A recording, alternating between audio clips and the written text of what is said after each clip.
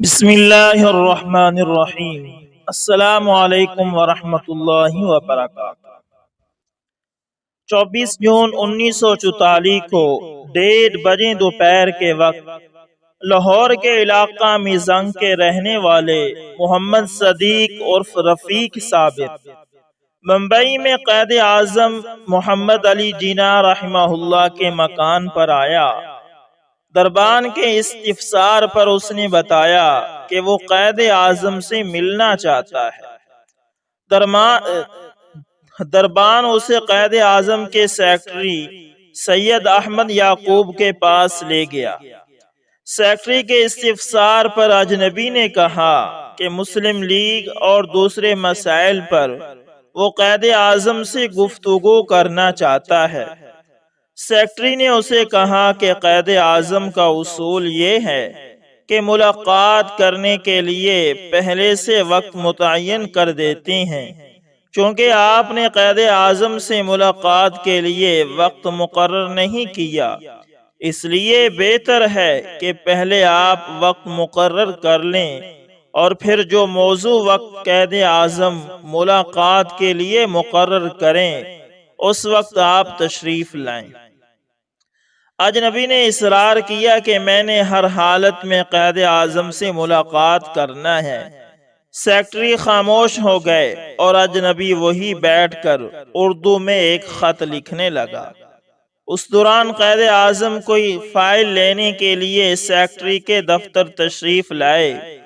انہوں نے اجنبی شخص کو وہاں دیکھ کر سیکرٹری سے دریافت کیا کہ یہ کون ہے اور کیا چاہتے ہیں۔ سیکرٹری نے قائد اعظم سے کہا کہ یہ صاحب آپ سے ملاقات کے لیے اصرار کر رہے ہیں۔ قائد اعظم نے اجنبی سے مخاطب ہو کر کہا میں بہت مصروف ہوں، آپ وقت مقرر کر کے ملاقات کے لیے تشریف لائیں۔ قائد اعظم ابھی بات کر رہے ہی تھے کہ رفیق صابر نے انتہائی پھرتی سے قائد اعظم کے جبڑے پر ایک گھونسا مارا اور پھر جلدی سے چاقو نکال کر قائد اعظم پر حملہ آور ہوا۔ وہ قائد اعظم کے گلے پر تیز دار چاقو سے وار کرنا چاہتا تھا۔ قائد اعظم نے نہایت پامردی اور استقلال کے ساتھ مضبوطی سے حملہ آور کا ہاتھ تھام لیا کہ حملہ آور انتہائی جذبات اور طاقت آزمائی کے باوجود اپنے مقصد میں کامیاب نہ ہو سکا۔ سیکرٹری بھی لپک کر قائد اعظم کو چھڑانے لگے۔ دربان نے بھی آگے بڑھ کر حملہ آور سے چاقو چھیننے کی کوشش کی اور آخرکار اس سے چاقو چھین لیا گیا۔ چاقو چھیننے کی کشمکش میں قائد اعظم کی تھوڑی اور بائیں ہاتھ پر چاقو کے زخم آئے، مگر قائد اعظم نے نہایت پامردی کے ساتھ اس حملے کو ناکام بنا دیا۔ یہ حملہ قائد اعظم کی ذات پر نہیں تھا بلکہ پوری مسلمان قوم کے دل کو ٹکڑے ٹکڑے کرنے کے لیے کیا گیا تھا، مگر قدرت کاملہ نے مسلمانوں کے عظیم رہنما اور عظیم محسن کو بچا لیا۔ قائد اعظم پر اس حملے کی اور سلامت بچ جانے کی خبر فوری طور پر نشر ہوئی تو مسلمان خدائے برتر کا شکریہ ادا کرنے کے لیے مسجدوں میں پہنچے۔ ہر مسجد میں نماز شکرانہ ادا کی گئی کہ قدرت نے ان کے محسن کی جان بچا لی۔ نواب زادہ لیاقت علی خان جنرل سیکرٹری آل انڈیا مسلم لیگ نے ہندوستان بھر کے مسلمانوں سے اپیل کی کہ وہ 13 اگست 1943 کو جمعہ کے دن یوم تشکر منائیں اور خدا سے دعا کریں کہ خدا تعالی برتر ہندوستان کے مسلمانوں کے عظیم محسن کو دشمنوں کی سازشوں سے محفوظ رکھے۔ یہ بھی اپیل کی گئی کہ قائد اعظم کی جان کی سلامتی کی خاطر مساکین کو حسب توفیق کھانا کھلایا جائے۔ اس اپیل کا یہ رد عمل ہوا کہ ہر شہر، ہر قصبے، ہر گاؤں اور ہر تحصیل اور ہر محلے کی مسجدوں میں مسلمانوں نے نماز شکرانہ ادا کی، دیگیں پکائی گئیں اور مساکین کو کھانا کھلایا گیا۔ جگہ جگہ جلسے ہوئے اور اس ناپاک حملے کی مذمت کی گئی۔ 14 اور 15 نومبر 1943 کو آل انڈیا مسلم لیگ کونسل کا اجلاس ہوا۔ قائد اعظم نے کونسل کے اجلاس سے خطاب کرتے ہوئے ہندوستان بھر کے مسلمانوں کا شکریہ ادا کیا کہ انہوں نے ان پر قاتلانہ حملہ ہونے پر اپنی دلی ہمدردی کا اظہار کیا اور خدا تعالیٰ کا شکریہ ادا کیا۔ کونسل نے اپنے اجلاس میں مندرجہ ذیل قرارداد منظور کی۔ آل انڈیا مسلم لیگ کونسل کا یہ اجلاس صفاقانہ اور مجرمانہ حملے کی سختی سے مذمت کرتا ہے جو قائد اعظم محمد علی جناح پر ممبئی میں کیا گیا ہے، اور بارگاہ عزتی میں شکر گزار ہے کہ اس نے ہمارے محبوب قائد اعظم کو سلامت رکھا۔ کونسل انتہائی خلوص کے ساتھ قائد اعظم کی خدمت میں ہدیہ مبارک پیش کرتی ہے کہ خدا نے انہیں محفوظ رکھا۔ کونسل کی دعا ہے کہ خدا ان کی عمر دراز کرے تاکہ 10 کروڑ اسلامیان ہند کو اپنی قیادت میں ان کی منزل عزیز یعنی پاکستان تک کامیابی کے ساتھ پہنچا سکیں۔ اس حملے کی عدالتی کارروائی اور فیصلہ مندرجہ ذیل تھا۔ ابتدائی رپورٹ اور پولیس کارروائی کے بعد یہ مقدمہ بمبئی سے چیف پریزیڈنسی مجسٹریٹ مسٹر اولی براؤن کی عدالت میں پیش ہوا۔ دسمبر 1943 کو اور پھر ستمبر کو پیشی ہوئی۔ اس کے بعد مقدمہ 14 ستمبر تک کے لیے ملتوی کر دیا گیا۔ پہلے دن پولیس پیروکار کا بیان قلم بند ہوا جس نے حملہ اور حملہ آور کے مفصل حالات عدالت کو بتاتے ہوئے یہ بیان دیا کہ ملزم 10 جولائی کو بمبئی آیا تھا اور ایک مسافر خانے میں ٹھہرا تھا۔ اس نے اپنا نام محمد علی بھائی لکھوایا تھا۔ 10 دن تک مسافر خانے میں ٹھہرنے کے بعد وہ خاکساروں کے دفتر میں ٹھہرنے کے لیے چلا گیا۔ 25 جولائی کو اس نے ایک تیز دار چاقو خریدا اور سان والے سے تیز کرایا۔ قائد اعظم نے بیان قلم بند کراتے ہوئے فرمایا، اگر کوئی شخص مجھ سے ملنا چاہتا ہے تو اگر مجھے فرصت ہوتی ہے تو میں اسے ملاقات کے لیے اندر بلا لیتا ہوں اور بڑی محبت کے ساتھ اس کے ساتھ ملاقات کرتا ہوں۔ گزشتہ دنوں مجھے خاکساروں کے تہدید آمیز خطوط موصول ہوئے تھے، اس لیے میں ملاقات کے معاملے میں ذرا محتاط ہو گیا تھا۔ میں نے اپنے سیکرٹری اور دربان کو بھی ہدایت کر دی تھی کہ جو شخص پہلے سے وقت لیے بغیر ملاقات کے لیے آئے اسے پہلے سیکرٹری کے پاس جانا چاہیے۔ مجھے علامہ مشرقی کی ہدایات اور احکام کی نقول مئی جون کے پہلے اور دوسرے ہفتے میں موصول ہوئی۔ اس کے بعد ہر روز پوسٹ کارڈ مجھے دستی میں بھی ملتے رہے۔ بلوچستان اور سندھ میں بھی ان کا سلسلہ جاری رہا۔ جہاں میں دورے پر گیا ہوا تھا ان میں لکھا ہوتا تھا کہ مجھے جولائی سے پہلے گاندھی جی سے ملاقات کرنا چاہیے۔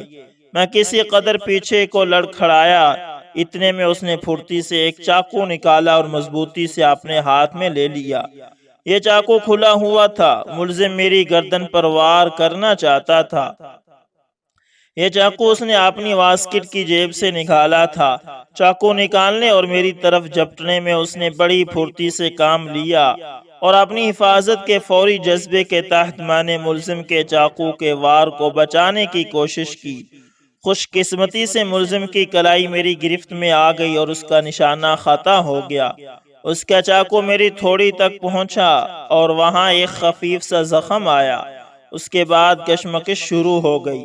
یہ سب کچھ چند سیکنڈ کے اندر ہی ہو گیا۔ میرا چوکیدار وہاں آ گیا اور اس نے ملزم کو پکڑ لیا۔ میرے بائیں ہاتھ میں بھی زخم آیا اور کھینچا تانی میں میرا کوٹ بھی بائیں کاندھے پر سے پھٹ گیا۔ جب ملزم پر قابو پایا جا چکا تھا تو میں اپنے کمرے میں چلا گیا۔ ایک ڈاکٹر کو بلایا گیا جس نے میرے زخم کی مرہم پٹی کی۔ تھوڑی دیر میں پولیس آ گئی اور اس نے چاقو اور میرے کپڑے اپنی تحویل میں لے لیے۔ پولیس نے میرا بیان بھی قلم بند کیا۔ ملزم کو میں پہلے سے نہیں جانتا۔ مجھ پر حملہ کرنے کے بعد اور پولیس کے آنے سے پہلے ملزم نے کہا کہ یہ اس کی بدقسمتی ہے کہ وہ اپنے مشن میں ناکام رہا۔ اس نے یہ بھی کہا کہ اس نے یہ حملہ اس لیے کیا ہے کہ میں نے گاندھی جی سے ملنے کے لیے علامہ مشرقی کے حکم کی تعمیل نہیں کی۔ ملزم نے مجھے کہا کہ تم ملک کی آزادی میں استدراء ہو اور برطانوی سامراج کے اعلیٰ کار ہو۔ ملزم کی ان باتوں سے میرے دل میں یہ خیال پیدا ہوا کہ ملزم کو کسی شخص نے مجھے قتل کرنے کے لیے بھیجا ہے۔ پولیس پیروکار نے اپنی ابتدائی رپورٹ میں یہ بھی بتایا کہ گرفتاری کے بعد ملزم نے جو رویہ اختیار کیا وہ بہت ہی عجیب و غریب تھا۔ وہ بہت خوش اور جوش میں بھرا ہوا معلوم ہوتا تھا۔ ملزم کو پولیس سرجن کے پاس اس بات کی جانچ پڑتال کے لیے بھیجا گیا کہ آیا اس نے کوئی نشیلی چیز تو استعمال نہیں کی، اس کا دماغ تو خراب نہیں ہے۔ پولیس سرجن نے پوری تحقیق کے بعد یہ فیصلہ کیا کہ ملزم قطعی طور پر اپنے ہوش و حواس میں ہے اور اس کی دماغی حالت بالکل صحیح ہے۔ عدالت نے ملزم سے دریافت کیا کہ کیا وہ قائد اعظم اور ان کے سیکرٹری پر جرح کرنا چاہتا ہے۔ ملزم نے جواب دیا کہ وہ عدالت سیشن سے جرح کرے گا۔ دوسرے دن 8 ستمبر کو ڈاکٹر نشا کی شہادت قلب بند کی گئی، جنہوں نے حملے کے فوراً بعد قائد اعظم کی مرہم پٹی کی تھی۔ انہوں نے اپنے بیان میں کہا کہ 26 جولائی کو 1:15 بجے کے قریب مجھے بذریعہ فون بلایا گیا۔ جب میں مسٹر جناح کی کوٹھی پر پہنچا تو اس وقت وہ اپنے بستر پر بیٹھے ہوئے تھے۔ ایک پولیس افسر ان کے پاس بیٹھا ہوا تھا اور ان سے بات چیت کر رہا تھا۔ ان کے نچلے جبڑے پر چوٹ کا نشان تھا اور گال پر بھی زخم سے خون بہہ رہا تھا۔ میں نے مسٹر جناح کے کوٹ پر خون کے دھبے دیکھے تھے، ان کی قمیض کے کالر اور ٹائی پر خون کے دھبے تھے۔ میرا خیال تھا کہ اگر یہ ہتھیار گال کے 1 انچ اور نیچے گرتا تو وہ ہلاک ہو جاتا۔ اس وقت اس کا ہاتھ پکڑے ہوئے تھے۔ ملزم کے ہاتھ میں ایک چمکدار چاقو تھا۔ قائد اعظم کے موٹر ڈرائیور نے اپنے بیان میں کہا کہ جب وہ ملزم پکڑ چکا تھا تو اس وقت میں سیکرٹری کے کمرے میں داخل ہوا۔ میں نے قائد اعظم کو ملزم سے الگ کیا اور اسے چاقو چھین لیا۔ اس کے بعد اسماعیل دادا میاں نے، جو ایک سان گر تھا، اپنی شہادت میں بیان کیا کہ قائد اعظم پر حملے سے 2-3 دن پہلے ملزم میری دکان پر آیا اور اپنا چاقو تیز کرنے کے لیے دیا۔ میں نے 2 آنے لے کر چاقو پر دھار لگا دی۔ ممبئی کے خاکسار تحریک کے ایک ممبر احمد گیلانی نے بھی شہادت دی اور کہا کہ مسٹر جناح پر حملے سے پہلے ملزم سے میری ملاقات بھنڈی بازار میں ہوئی تو ملزم نے مجھ سے کہا کہ وہ خاکسار ہے اور بجلی کا کام کرنے بمبئی آیا ہوا ہے۔ میں نے ملزم سے چند دن بعد دفتر آنے کو کہا اور اس کو چمڑے کے ایک کارخانے میں کام دلوایا۔ ملزم پھر میرے پاس آیا اور کہا کہ چونکہ اس کے ٹھہرنے کے لیے کوئی جگہ نہیں ہے، اس لیے اسے انجمن خاکسار ان کے دفتر میں رہنے کی اجازت دے دی جائے۔ میں نے اسے دفتر میں رہنے کی اجازت دے دی۔ مسافر خانے کے مینیجر اور خفیہ پولیس کے سب انسپیکٹر کی بھی شہادتیں قلم بند کی گئی۔ مجسٹریٹ نے مقدمے کی سماعت جلد ختم کرنے اور اس کو آئندہ سیشن کی فرد مقدماتی شامل کرانے کو کہا۔ 3 نومبر 1943 کو یہ مقدمہ بمبئی ہائی کورٹ سیشن میں مسٹر جسٹس بلیگڈن کے سامنے پیش ہوا۔ عدالت سامعین سے بھری ہوئی تھی۔ ملزم کے وکیل مسٹر بارولا نے قائد اعظم کی کوٹھی کے پٹھان چوکیدار پر جرح کی۔ پٹھان چوکیدار کے بیان کے دوران مسٹر جسٹس کئی مرتبہ اپنی کرسی سے اٹھ کر گواہ کے قریب گئے اور اس سے قائد اعظم کی کوٹھی اور ان کے سیکرٹری کے کمرے کا نقشہ سمجھایا۔ چوکیدار پر جرح ہو رہی تھی کہ قائد اعظم عدالت میں تشریف لائے اور ڈیفنس کونسل کے پیچھے بیٹھ گئے۔ ملزم کے وکیل قائد اعظم کی حاضری پر اعتراض کیا تو قائد اعظم اٹھ کر باہر چلے گئے۔ مقدمے کی کارروائی شروع ہونے پر مسٹر پارولا نے ملزم کی جانب سے درخواست پیش کی کہ کئی سال پہلے بجلی کا جھٹکا لگنے سے ملزم کا ہاتھ بیکار ہو گیا تھا اور اس ہاتھ میں مضبوطی سے وہ کوئی چیز نہیں پکڑ سکتا، اس لیے اس کے ہاتھ کا ڈاکٹری معائنہ کرایا جائے۔ عدالت نے درخواست منظور کرتے ہوئے ملزم کا ڈاکٹری معائنہ کرانے کا حکم صادر کیا۔ چنانچہ ڈاکٹر نے معائنے کے بعد دوسرے دن عدالت کو رپورٹ پیش کی کہ ملزم کے بائیں ہاتھ میں کوئی خرابی نہیں، اس کے پٹھے درست ہیں اور اس کے بغل میں کوئی نقص نہیں۔ 4 نومبر 1943 کو یہ مقدمہ پھر عدالت میں پیش ہوا۔ عدالت کشمیر کے ممتاز وکیلوں اور مسلم لیگی لیڈروں سے کھچا کھچ بھری ہوئی تھی۔ ملزم نے 20 منٹ تک جیوری کو ایڈریس کرتے ہوئے ارتکاب جرم سے انکار کیا۔ اس کے بعد مسٹر جسٹس بلیگڈن نے جیوری کے سامنے مقدمے کی روایات پیش کرتے ہوئے کہا، اس مقدمے کی نوعیت چونکہ سیاسی ہے، اس لیے پریس میں اس کی تفصیلات پر تبصرے ہو رہے ہیں، لہٰذا میں جیوری کے ارکان سے درخواست کرتا ہوں کہ وہ بالکل خالی ذہن ہو کر رائے قائم کریں۔ مسٹر جسٹس بلیگیرڈن نے اس پر افسوس کا اظہار کیا کہ ایک ملزم بڑی بے باکی کے ساتھ گواہان استغاثہ سے ہر قسم کے توہین آمیز سوالات کر سکتا ہے، اس پر جرا بھی نہیں کی جا سکتی۔ اس کے بعد جیوری کو مقدمے کی سیاسی نوعیت بتائی گئی۔